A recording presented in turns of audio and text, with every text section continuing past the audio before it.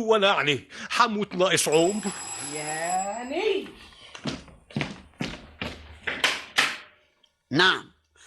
حضرتك عاوز مين؟ ايه عاوز مين ده؟ ايه انت اللي مين؟ أني مخلوف. مخلوف؟ ايه؟ مخلوف مين؟ ودخلت هنا ازاي وراجل البيت مش موجود يا حمار انت؟ اوعى ايدك. ما انا ابن خالد صديقي، وامي وابويا جوه.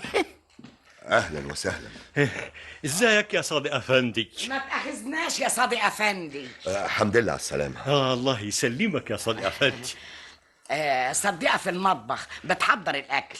امال انتوا جيتوا امتى؟ من شوية يا اخويا، وبكرة ان شاء الله هنودي عمك عبد الحليم القصر العيني. ليه؟ لا بأس عليه. تعبان اهو يا صادق افندي.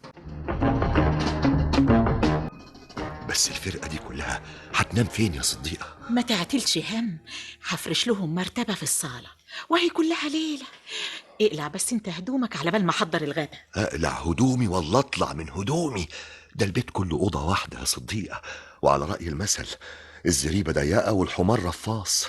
معلش يا اخويا، برضو الاهل تشيل بعضها يا سي صادق. ايوه تشيل بعضها لما تبقى الحكايه مبحبحه شويه. اصل ملهمش حتة تانية يروحوا فيها، ودي برضو خالتي يا سي صادق. يا ستي على عيني وراسي خالتك وجوز خالتك، هما يعني شافوا البيت اول سايز؟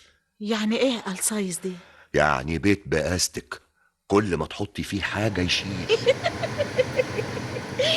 جاتك ايه يا سي صادق؟ انت بتضحكي على ايه يا صديقه بس؟ هما مش خلاص عرفوا طريق البيت؟ بكره بقى تشوفي البلد كلها هتتحول هنا واحد ورا التاني، وتبقى زي وكالة الغوري. لا يا اخويا مش هيحصل. روح انت بقى اقعد معاهم لحسن يقولوا ايه، واني هجهز الغدا.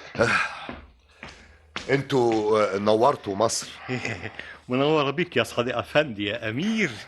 ويعني ما تاخذناش اذا كنا ضايقناك ولا يعني. لا ابدا. وانت بقى عيان بايه؟ كل بقيت خردة يا صادق.